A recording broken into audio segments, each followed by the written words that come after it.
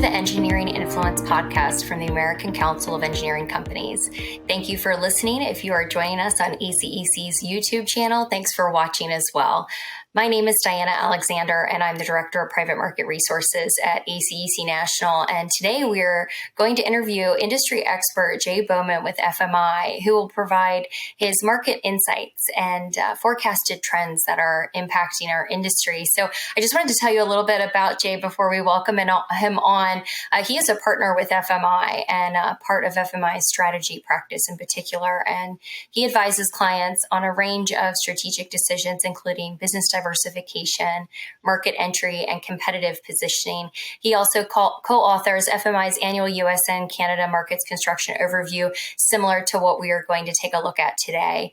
He earned his MBA from East Carolina University and a BBA in Risk Management from the University of Georgia. And in 2020, he was named one of the 50 most influential people in construction by Autodesk. Jay enjoys spending time with his family, including his wife and 3 daughters, traveling, wing shooting, and SEC football. Jay, welcome, and thank you for joining us today. Oh, thank you so much, Diana. I really appreciate the opportunity to have this conversation with you. Absolutely. So Jay and I met a few months ago. He joined us in providing an economic outlook and market update at ACEC's Business Development and Marketing Forum, which was in Scottsdale, Arizona, February and March of this year. And since FMI has actually released their latest North American engineering and construction outlook for 2023. So we're going to get an update from Jay, and I'm going to ask him a few questions about the report. And so let's dive in. So, Jay, tell us a little more about FMI for those that maybe aren't familiar, and what this latest report in engineering and construction outlook captures. Yeah, no, absolutely. So FMI, for those who may not be as familiar with our organization, we are a management consulting and investment banking firm, but we work exclusively within the built environment. And so we use that term built environment because it encompasses not only architects, engineers, and contractors, but also think of all the material producers and building product manufacturers, associations, anyone that kind of is within that area. And so part of what we do, because of our focus on the built environment specifically, is produce quarterly forecasts of construction spending for the U.S. and Canada, basically as a service to our clients. And we do track the 19 segments that the census reports. So if you ever want to go look at our forecast versus what did the federal government say happened, our track rate is pretty good. We're usually within about 2% on the forecast side, but it also helps people understand definitions. So when they say, well, what's included in healthcare? They can go look at the definition of healthcare from census and know exactly what we're looking at. So I've been a part of the company, I said, for about 25 years or so, and this has been an area that's been near and dear to my heart, and just really enjoy sharing with folks kind of not only what we're seeing, but what are the implications of those forecasts. Awesome. So I was looking through the report this past week, and I pulled a comment from the opening summary of the second quarter edition, and it stated this: last year, FMI altered base case assumptions for forecasts to include a multi-year recession spanning into 2023. As with historical cycles, impact on the construction industry will be longer lasting. So this, of course, is scary for all of us, especially in our industry. Can you expand on this for our members and what this longer lasting impact may look like for our industry? Yeah, absolutely. And I think there's, though, a few things that we have to keep in mind when we talk about recession and the impact of that. But to back up and answer your first question, I mean, we believe that we are in a recession, that it started in 2022, simply because we adhere to the more traditional definition of a recession, which is 2 consecutive quarters of negative GDP, which we saw. Now, has this one been, excuse me, now has this recession been different than past ones? Absolutely. But every recession has its own characteristics that make it a little bit different than other ones. This does not appear to be like a great recession, but when we say we altered it, looking at what the Fed has decided to do from a monetary position and with the interest rates, it has become very evident that they are very willing to continue to raise rates, which is having a more and more difficult impact or negative impact on the overall market. And we can even look at some of the more recent things, whether it was Silicon Valley Bank and others, have been a result of that. So that is that readjustment, if you will, showing that yes, this probably looks going to be more than maybe what was being expected last year or so. However, that being said, the impact on construction for 2023 is somewhat minor because our industry typically lags the overall economy by about a year to 2 years. Right. So even though we had this recession begin in 2022, we think that it sort of, I'll say, kind of hits its peak, if you will, midpoint of 2023.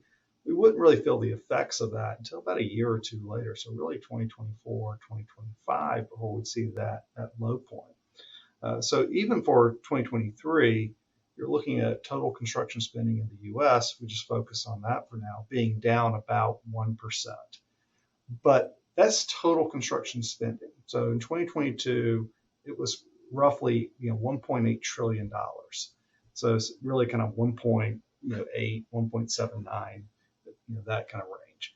For 2023, down 1% is still a $1.78 trillion market, right? So it's still a massive market. So that's why I mean that I think we have to keep these things in kind of perspective. And just like a recession, it impacts different types of construction activity, different geographic markets very differently. And so we all can think of different places that right now we would say are continue to do well despite the overall economy and overall construction market. And other areas that are doing very poorly. So I think it's always important to keep that in mind, that just like I shared with the group in Scottsdale, this idea that bull markets and bear markets coexist at all times. And there will even be some segments in some markets that, even though we may be in a recession overall, I would actually expect to see continued growth during that time period. That sounds more positive than what I first read.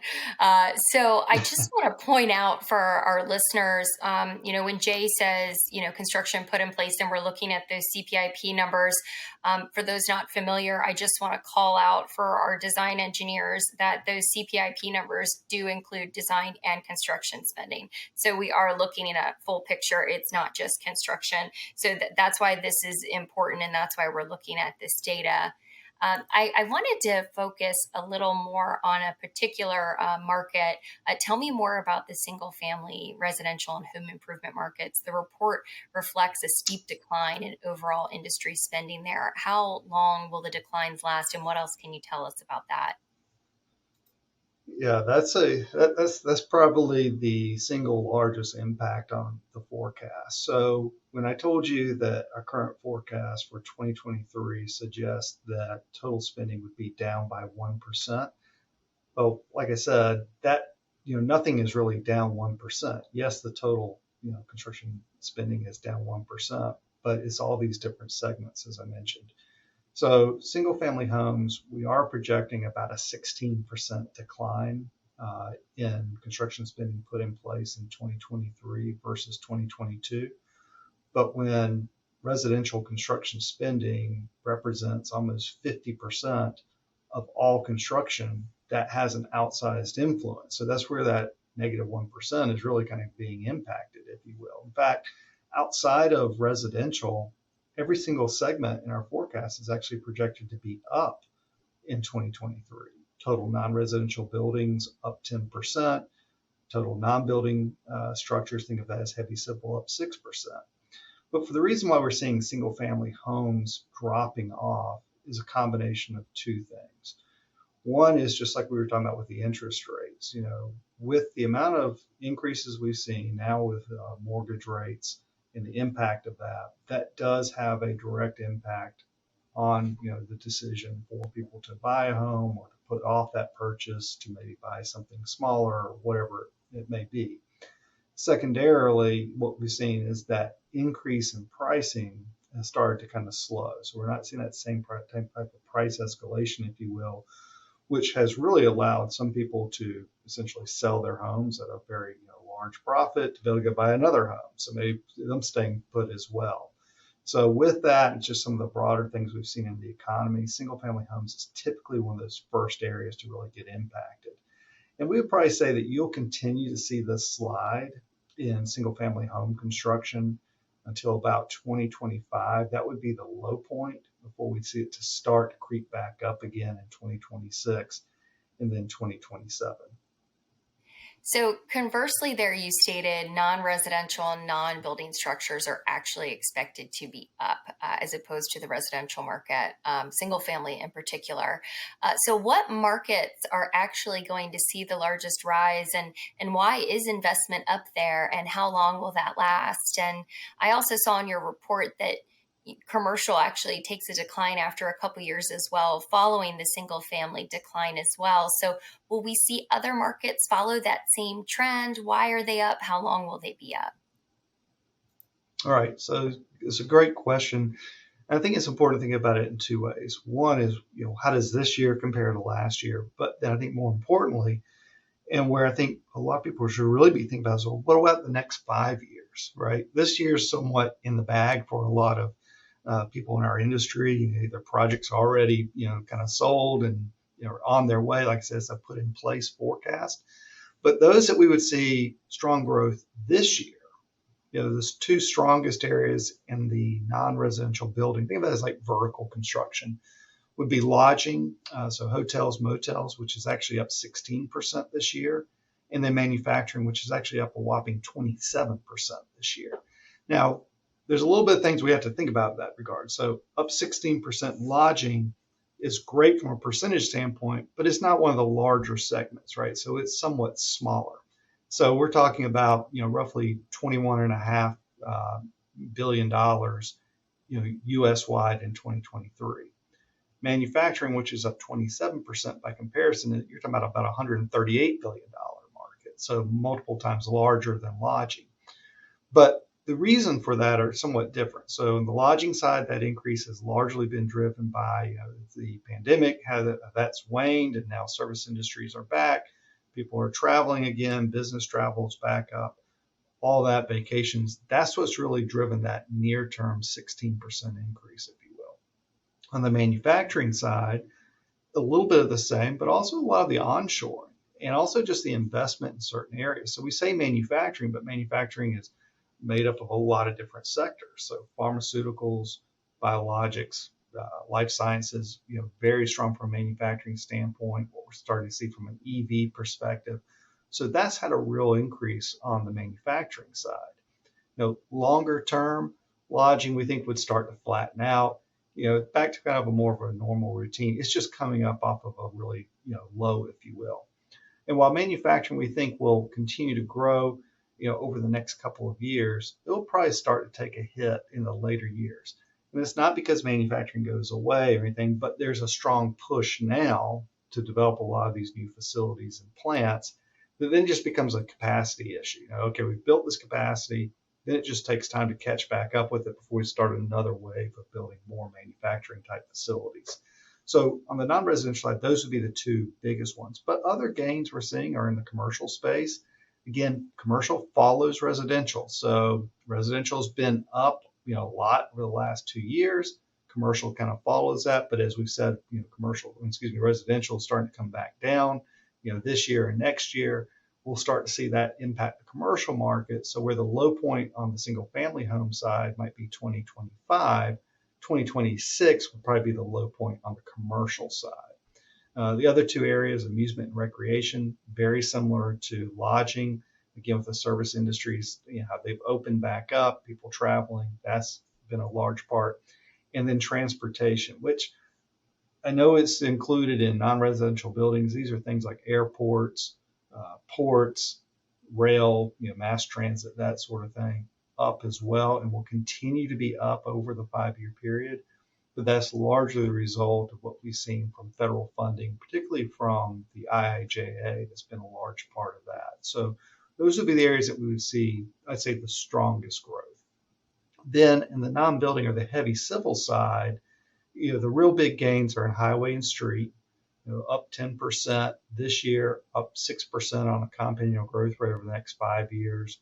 Water, wastewater, both of those up about 7-9% and continuing around that range, maybe a tad off over the next 5 years.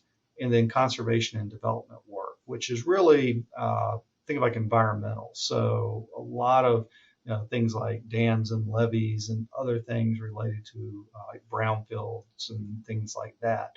But overall, the non-building structures, heavy civil sector, really just the benefit of the amount of funding that was made through IIJA. So it'll be a real growth period over the next 5 years for that particular sector.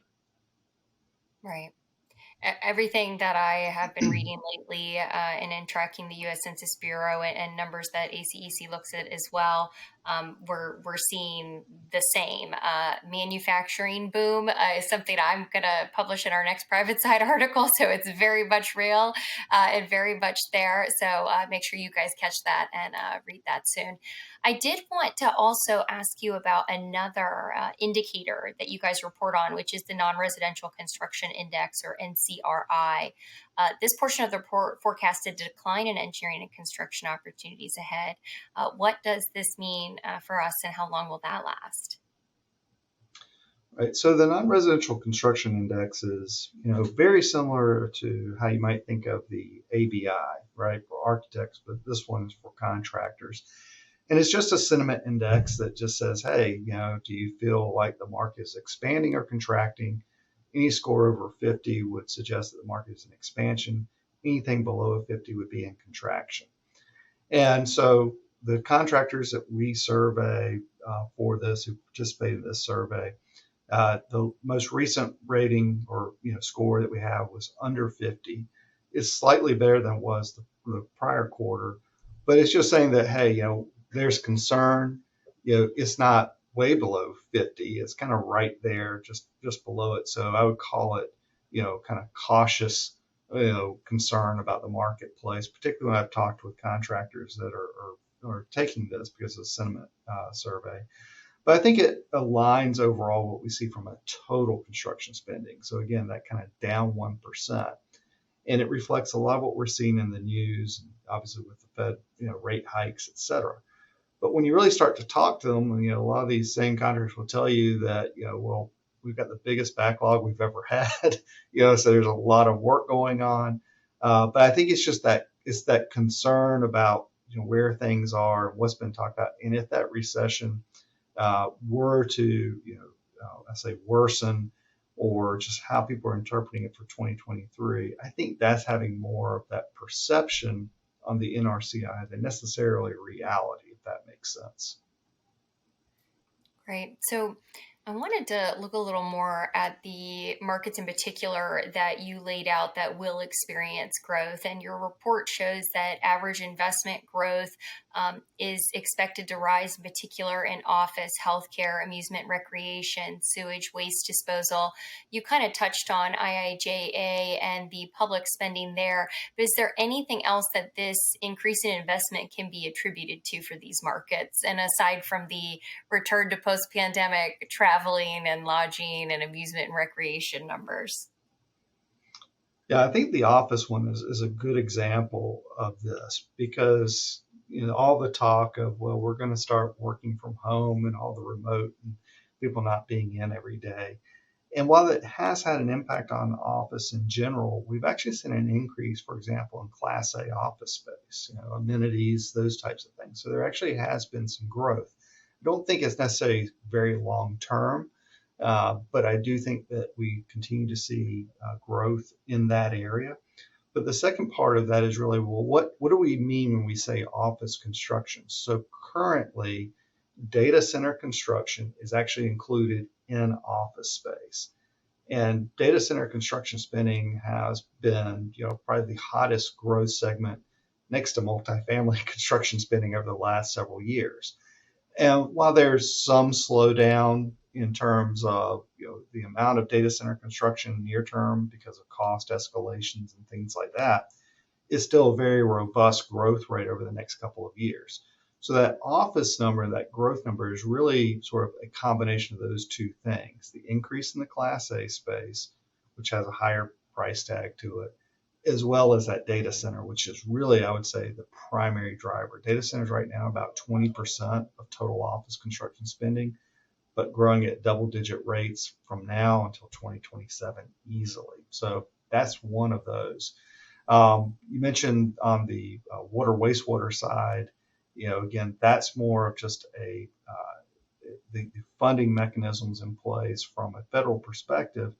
But I also think it has to do with really more along the lines of where we've seen the population movement. So particularly the highest growth states like Arizona, you look at Florida, Texas, even North Carolina and South Carolina now rounding out part of that top five, is put a real stress on a lot of the water systems, particularly in what were, I'll say, previous years we would consider rural areas that now have become suburban areas. And when you start to bring in that many people and that much development, that has a real strain on the water wastewater side of things. So that's also been a large driver of the spending in that area. Very interesting. So I think we have time for one more question, and I might be putting you on the spot. So if you're not the right person, let me know who is, and we'll have them on next time. I saw you guys had a new labor report come out, and that I know is something that we are all interested in. Is there anything you know about that, when we can expect to see it, what's included, or who I should talk to? Well, actually, the report was just released, within the last couple of days. And there's so much good information in there that I would recommend people go to our website. It's a free download, but very, very good information on just what we're seeing in the marketplace. And I would say, while there's probably no change in the fact that, labor is still the most difficult challenge for nearly every organization, sort of like in other news, water is still wet. But I think what's fascinating is just the approach that people are taking to labor. What we thought we may have had before, meaning how much, had to be learned prior to coming onto, into the organization versus how much do we actually teach within the organization, which has kind of opened up, if you will, a little bit of the number of different people we might be considering. But I would absolutely I would not do as much justice to that report if I tried to tell you about it versus just going and downloading the full report. Great. Thanks, Jay. So that is about all the time we have for today. But before we sign off, I did want to mention a few other upcoming resources. The next private market industry brief will be released in May with a focus on the healthcare and science and technology markets. I'll also return to interview two personnel from Colliers to look at healthcare and life sciences more like we did today with Jay. So Jay, thank you for providing your market insight with us today. Thank you, Diane. I really appreciate it. Absolutely. And thank you, viewers or listeners, for joining us on another Engineering Influence podcast from ACEC. See you next time.